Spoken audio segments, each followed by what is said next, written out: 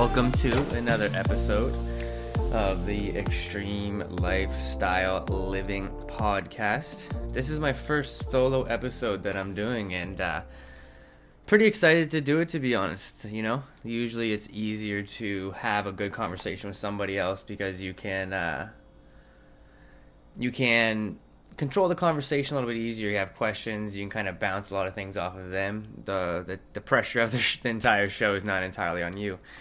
This episode, I really wanted to dive into my main takeaways from the year of 2021, where I really took control of my life. I like to say I found my peace, then I found my purpose, and then 2022 is all about solidifying my purpose and elevating to the next level, which is where I want everybody to go.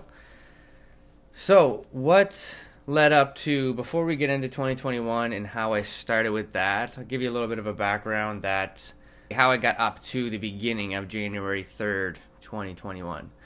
So, when COVID hit, I was probably at the lowest point of my life for some time now. I don't want to say, make it sound depressing or anything like that or left field, but I was definitely at the lowest point of my life for at least 8 months to 14 months, actively trying to figure it out. You know what I mean? I would say probably around 2017 is when I really kind of started stepping back from a lot of things in my life, and that's what led up to March of 2020 when COVID hit and we first started going through those revelations. 2017, and then it was kind of so I guess a lot more than 14 months, but kind of soul searching, trying to find out where I can put my right foot forward and change a lot of paths in my life to make sure I set myself up for success come my 30s, 40s, 50s in my future, right? So when COVID hit, I was fortunate enough to be in a situation where I could really benefit from being locked down and stuck in the house. Now, I know it's hard to even admit that because there's a lot of people that have lots of challenging adversities, but I was one of the few select people that was in a situation where I didn't have to struggle really hard, especially at the beginning. I was fortunate enough to work for a company that really helped us out, especially during the first lockdown, the first wave, when it was all a very big shock to the world. I was very fortunate to have a company that I worked for that helped us so tremendously with financial support. And then on top of that, having a good structure at home, a good base, and just a little bit of financial stability just based on living life properly for years. So I was a little bit fortunate in that regard. So when COVID hit for me, I was really able to hit the ground running. And what I mean by that is I was really fortunate enough to be able to take advantage of the time.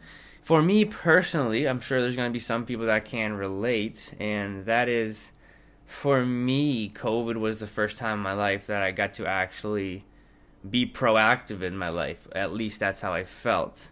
A lot of the times for me personally growing up, I felt I had to be reactive to a lot of situations that I was going through, which is no fault of my own, and a lot of other people can relate to that with the way they grew up, and that's a whole different story. But I just felt like when COVID hit for me, it was I had the time that I could stop everything around me and really assess. It was the first time for me that I wasn't reacting and trying to backpedal in my life is how I felt. So that's a very fortunate take that I have on it. There is a lot of struggles and adversity that come with that, obviously, but nonetheless, that's how I'm trying to view it. So between March of 2020 and January 3rd of 2021, there was, I think, 3 lockdowns in total, or 2, and I think the third was in 2021, early 2021. During that time, I really put my head into the paper and just wrote out as many plans as I could for as many avenues of life that I wanted to while I had the time. I wrote up my plan and goal list up. I created a semi-plan to control what I could control. And what I mean by that is when I wrote up my goal list of by the end of 2021, what do I want to have accomplished, I wrote a plan of, okay, what can I control right now? Starting tomorrow, what can I move? What could I put my first foot forward tomorrow towards that goal? And then I made another plan on, okay, so this is what I do have in my possession right now to obtain this goal.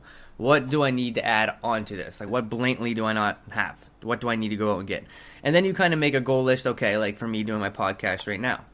I have equipment, I have a camera, my MacBook, I have a desktop. At the beginning of this, I had none of this. So for me, that's my tangible goal list. That's what I needed to get by the end of the year. So I need money, investments, and then that's how you build a plan on both sides. How do I start tomorrow? How do I start right now?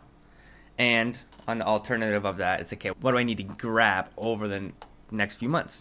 And then honestly, I just kept nailing it home, learning as many avenues as I could. And then the second that January 3rd, 2021 started, I hit the ground running. And I honestly, Emma can attest to this, that I did not put my head up out of the dirt or the mud to really assess what was going on until around Christmas time right now. Today is December 29th, 2021, and I didn't put my head up. And the reason why that was because I gambled on myself all year. I wrote the plan up. There was nothing for me to do, no left or rights. There's no more foundation. I just had to build upon what I had written out. And I looked up, and to be honest, it was fucking phenomenal. But the moral of this podcast episode is these are the biggest or best takeaways, if you will, however you want to perceive it. These are my best takeaways that I've learned over the last year, that if you are listening, you could take these and implement them into your year, 2022, to really help you take control of your life and elevate the areas that you need. So there's 4 concrete takeaways that I highly encourage everyone to listen to and just implement into their day-to-day life starting next year or this year, because by the time you listen to this, it will be January 3rd when I release this episode. But start implementing these into your day-to-day structure, or just into your thought process or filters or subconscious, however you want to retain this. And really just watch how your life starts to flourish and you start to take control of your life, and then you can really start to handpick what areas out of your life that you want to elevate. So obviously, before January hit, I started off with a plan. Now, if you don't have a plan before January hits, that's okay, but just know you need a plan. You can't just run aimlessly and not know where you're going to land. You got to have some type of end goal to your trajectory. And be childish with this. And what I mean by that is have a kid's mindset. Don't limit yourself on where you think you can end off. Whatever your goal is, just make it as astronomically huge or massive, as big as you fucking possibly can do it. And one big mental mindset shift that I put into myself to try to help me really not have any barriers was I pretended that if I had $1 billion, not a million, $1 billion, if I had $1 billion, what would I do? Once you get your plan, the next step is, which is number 1, out of the 4 aspects that I want you to implement in the year of 2022, is you need to find an accountability structure or system in a way for you to stay disciplined. So I just call this accountability plus discipline. So you need to find what resonates with you for you to stay on task for your goal. So an accountability for me is I have a whiteboard in my kitchen.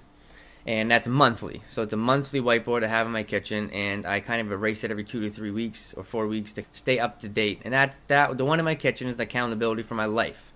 My food, kitchen stuff, mine and Emma's life that we gotta put in together, stuff like that.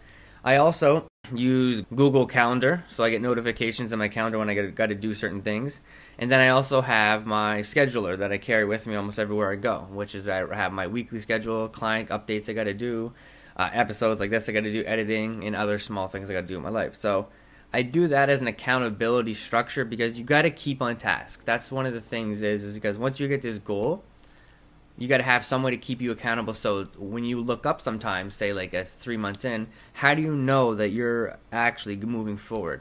So that's like a tangible way for you to, okay, I have my calendar. I can look back, cross the T's, dot the I's, and you can see how far you've come. The next one is discipline, because you can go on a huge rant about motivation and discipline and what's going to work, and like, oh, motivation only lasts for 20 days or 40 days or what some people say. But nonetheless, discipline equals freedom. And that is literally a book by Jocko Willink. I could have botched his name, but I read that book, and it's so true. I highly recommend anyone go read it. You can grab it probably at Chapters, Amazon, wherever you want to go, Audible. I have the hard copy because it's a really good hard copy, and I think it's just nice. I like to feel the book. But discipline just equals freedom. You got to find something that resonates with you to just stay as disciplined as you can, because you wrote your plan up, you got your goal in mind, you know where it's at, you work backwards, you built the accountability aspect, you got your timelines that you got to go out and do. So now you just got to stay within the fine lines of crushing your plans and getting your goals crushed, which is discipline. You just need to stay disciplined, to stay structured within yourself to get it done. So my piece of advice for that would be get an emotional evoking reason why. When you write out, say now or within the first month of January 2022, where you want to end off come January 2023, like make sure you're sitting there and it's an emotional evoking why. You feel in your gut, maybe your palms get sweaty, maybe you sweat a little bit, you feel your gut tense up a little bit, maybe you notice your body, like you start breathing a little bit heavier. You just want a goal that's so scary to break your reality that's like, shit, like if I actually get this, like what the fuck am I going to do? And that's the goal of life. So you got one life, you got to live it, but once you get an emotional evoking reason of why you're doing it, it'll be very easy for you to stay disciplined, because those days you don't feel like doing it, because there's a lot of those days. Mornings you get up early because you stayed up late the night before because you had commitments and stuff. It's hard. So accountability and discipline are number one of what you need with your goal, and an emotional evoking reason why will help that stay there. Number two is support groups, or what I like to call as family. You need to have like-minded individuals in your corner that have the same or similar mindset as you try to create the new life you want to have. Because I don't want to call certain people dead weight, but there's a very fine line where you don't have the responsibility to keep certain people in your life if you want to elevate yourself, as long as you're not disrespecting anybody. And also, you need those individuals to be able to give you an unbiased, honest feedback to anything that you are doing. You can't resolve yourself or bring up your whole entire group around you as just a bunch of yes men, as they say. You don't need a bunch of people in your corner just telling you that you're God's gift to the world, just fueling your ego, fueling your confidence, narcissism, arrogance, and just like making you think that you're a lot bigger than you are. But you just need some genuine, good-hearted people that really give a fuck about you and your goal, and want to also help you elevate while you help them elevate. It's a law of attractions, right? And then this is the separate part with support groups or family. But on top of that, you got to understand your shades or levels or strings of friends. Because as you transition into elevating your life, gaining more control in your day-to-day life, trying to figure out where you want to go in your life, there's some people that aren't going to, one, understand where you're going or what you're even trying to do, which is fine. Two, some people are going to be envious of it because maybe they don't have the courage themselves within them yet to do what you're doing. So that might cause some drama. There's a lot of avenues we could go down with that conversation, but the biggest thing, the best piece of feedback that I could have in maintaining the good, solid groups that you have while trying to figure out your life, and that is create boundaries within these friend groups. Like, I used to party a lot. I used to go to the gym a lot. I have friend groups from elementary. I have my high school friend groups. And then you have like your online friends that you have, like when I used to live in Ontario, or like playing a lot of online video games. So you have like 4 or 5 different sections of friends. And it's like, how do we balance this, right? So you need to create boundaries within all these people. So you make sure along this journey you don't, one, get rid of everybody, which is a bad habit that I have, which is why I appreciate my family so much, or my support group, because they take the extra time to reach out to me and make sure I'm doing good, because I do get very independent. And if you did listen to the first episode, you'll know we're trying to scale back my independence, trying to get more healthy interpersonal relationships. But creating boundaries within these friend groups will help you allocate the right time and energy to the right people in the right friend groups at the right time. So that's how you, aka equal balance. That's how you find balance within these friend groups. So that was number 2. Get a support group or friend group. I call them family. I self-define like these are my homies, these are my brothers, my sisters. We're forever people. So these are my family. But if you want to like label it support group because that resonates with you, it doesn't matter as long as you get some type of group with you. Third, would be cut off these two types of people. Now, what I mean by cut off is I'll let you self-define that and however you want to let it resonate with you. I've talked about how I have a bad habit of just leaving a lot of people behind. I have that's a big insecurity I've had growing up. I worked on it a lot over the last few years to make sure that what I have in my life I retain. I sit back and actually tackle what's in front of me.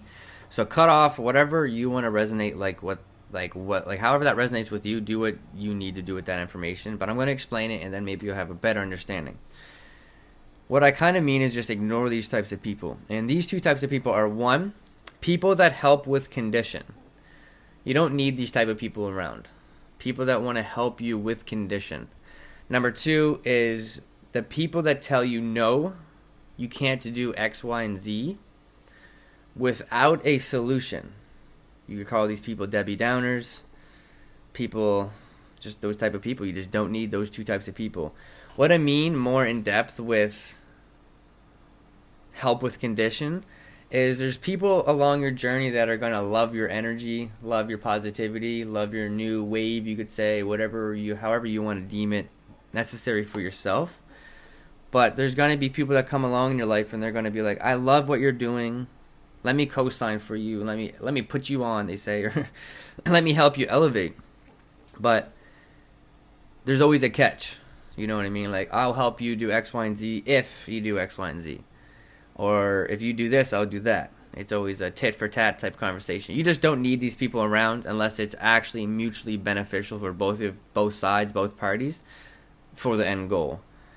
Just simply put that way. So cut them off, ignore them, or whatever. You just don't need those people, because down at the tail end of whatever conversation that starts off with is a negative aspect that it could potentially bite you in the ass and expose, ruin, or just cause a huge hiccup in your journey once you're like 6, 8, 12, 14, 16 months into your new life journey.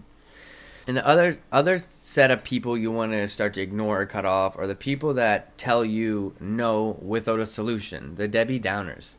And what I mean specifically with this is the people that are always shutting down your ambitions. Every time you get excited, you start saying, oh, next year I'm going to do this, or I'm going to do this, or I'm going to do that. Like, I'm a very ambitious person, and I'm a little boy at heart. I like being a child. I like to keep my little person alive, right? Like, that's who we try to stay kids at heart. That's how we stay joyful, stay happy. But as you go through your journey, you're going to try to share some ideas with some people around you, and they're just not going to understand. They go, no, you can't do that. No, you can't do this. No, you can't do that. And start paying attention to the people that are saying this around you, because it's okay to hear these people, for sure.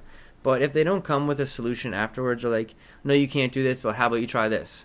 Or if you can't do that, why not this? Or maybe listen to them as they say, hey, I don't understand what you're saying, but from what I do understand, what if you try it this way? There's always going to be like another aspect to the conversation than ultimately just shutting you down for no reason. That's just simply what it is, because life's too short to have those type of people in your corner, to be completely honest. And cut them off, ignore them, find out ways to cope with them. However you see fit, do what you have to do with that. But that will alleviate so much extra time into your schedule to help you elevate your life, rather than you sitting there listening to people just shut down your ideas because they simply can't hear it. That's just it. Last but not least, and this is my favorite, that is self-love and self-expression. You need to find out how you can self-love yourself, and you also need to figure out how you can self-express how you're feeling, physically, emotionally, mentally, every other aspect you want to go through. If you want to go spiritually, depends on however it resonates with you. You just need to figure it out. My best piece of feedback, honestly, would be remove any barriers that you think you do have on it, and you have to self-define this for yourself. I'm going to talk about self-love first, and then we'll talk about self-expression. Self-love to me consists of simply showering and cleansing my body the way I should. So exfoliating my body, using like actual good name brand body wash, not just whatever, like Axe body wash that was on sale at the dollar store or something. Shampoo, conditioner. I have long hair. If you're watching the video, you can see it. Anyone that knows me, I have long hair. I got to take care of that. I can't just be using whatever's on sale, shitty product, whatever you want to, however you want to explain it. Proper shampoo and conditioner. Biggest one for me learning as a self-love ritual is proper moisturizers. And that's like washing my face, getting proper moisturizers for my skin. If it's oily, like I have some acne right now, like finding out what works for me. And actually taking the time for me to put myself through the revelations of cleaning my body, exfoliating my skin, putting the moisturizers on. That's what I self-define as self-love. Me taking the time to do that. Another way you could put it as like for me personally, if it helps resonate with you to understand a little bit better, would be self-love. A definition that I've created is taking the time to, in quotations, increase the quality of anything in my life. So what I mean by that is, an example would be, which I take great pride in this one, is taking the time to make my espresso the way I want. Meaning, I don't just have shitty espresso. I go out of my way to go to a good coffee shop, get some good espresso, ground it the way I need into an espresso machine or espresso kettle. And then I take the time to froth my milk to get it all situated, and then I make my, I call them Americanos. There's a coffee shop I went to that me and Emma went to not too long ago. It was called a Canadianano, like I think that's how you pronounce it. And it's espresso shots, and then the rest of your coffee mug's filled with coffee. So, as you can tell, I like a lot of coffee. But just taking the time to sit there and make sure my coffee is what I want, that's self-love. I'm taking the time to go through his revelations, to make the milk the way I want to make the coffee the way I want to, and then I drink it together, right? Another way you could look at it is taking the time to quotations, decide my style, or decide how I want to market myself, or how I want to look. Like, all of these small attention to details that you put into your day-to-day life to, like I said, increase the quality of anything in your life, that's considered self-love. So you have to self-define that. What works for me might not work for you, and vice versa. The next one, which is my favorite, is self-expression. And I feel like this is just not talked about anywhere, or like I've just never heard it. So if you've never heard about it, like really like reach out, let me know, because I really want to get feedback on what people think about this aspect. But self-expression is, you just need to cleanse yourself mentally some way. You just can't be a robot and autopilot and just nose to the ground grinding all the time. So what I mean by self-expression are ways for you to express yourself. Who are you? How do you express yourself? A big one for me is I like to be very aggressive, so I take a lot of that out in the gym. That's a form of self-expression. That's me going to the gym. Another way for me is like meditation. This is a self-expression for me. I like to lay down. I put a candle on. I like the smell of it. That resonates with me. It brings me into the moment. Okay, cool. I'm going to relax, tone down. And then I have my little ritual that I do. This makes it seem like ritual, but my routine that I do, I should say. Another one is journaling. That helps me self-express. So like I have a routine that I do every morning. I try to go for at least a solid 5 days a week doing this journaling, because some days it's just, you're human, right? You want to take the day off, you want to enjoy. Like sometimes on the weekends, me and Emma will wake up and just vibe, hang out in the mornings, chill. There's no need to put that extra pressure on controlling the outcome when you are controlling it when you need to. But journaling, I do that because I have a structure I follow in the morning, and then I have another aspect called brain dumping, which is just like if I have a lot on my plate, I'll just write, set a timer for 5-10 minutes. Write 5-10 minutes and just uncontrollably see what comes out. Scheduler for me is a way I like to self-express myself. I like to stay on top of things. Reading's a big one. I like audio books as of lately. I have a couple hand books I like to do because the physical copy is nice, but that's a way of self-expressing because you're mentally cleansing, you're listening to a story, or you're retaining something, learning. Like I said, working out is a way for me to get aggressive, so that's a way of self-expression for a lot of people. Yoga, mobility is a huge one for me. I just love doing those aspects. So all of these have allowed me to learn how to express not only like my negative emotions and how to understand them better, but also allows me to understand like all the happiness and joy I feel as well by balancing these two. Because like you get home after work and you have like quote unquote like 7 to 8 tabs open in your brain. You're in the present moment trying to have a conversation with, say, your significant other or your partner, or you just get home from work, you're just having a conversation with whoever's in your house, and you really can't be present in that moment because you're thinking about what happened at work, thinking about 3 or 4 other conversations you need to reply to, you're thinking about your workout in the morning, maybe you're thinking about your family or some other bullshit that's going on in your life. And long story short, you got like 4 or 5 to 7, 8, 9 different tabs open in your head, and it's hard for you to concentrate. So me self-defining self-love and self-expression and utilizing these tools has helped me understand my negative emotions and my positive emotions and create a very significant sense of self-awareness around these.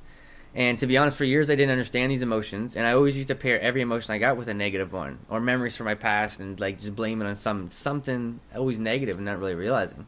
So this really helps you remove all that stuff, really shake up your mentality, and really like see like, oh, I love this. This is how I feel.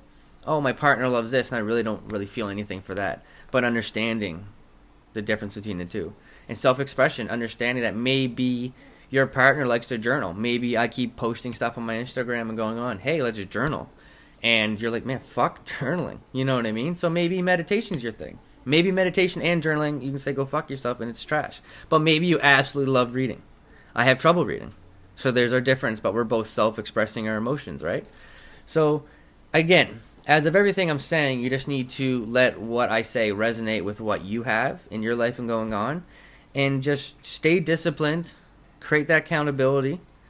You got your goal in mind. If you don't, go and create it. And like, that's just it. Move forward. Let everything that resonates with you resonate with you. Let it shift what it needs to shift so you can take control of your life and start elevating where you can. Things you don't understand, that's okay. That's going to come every single day. Life's going to throw you the kitchen sink. That's just what life is. Life is going to test you every single day, but that's why you go through these revelations. And the biggest 4 takeaways that I just said, which are, number 1, accountability and discipline after you've got your plan. Number 2 is family or support group. Number 3 is the people that you need to cut out or be aware of. And number 4 is self-defining your self-love and self-expression. So let what you can resonate with what I said. Implement that during your 2022 journey of elevating your life and taking more of a control over everything. And just let's elevate.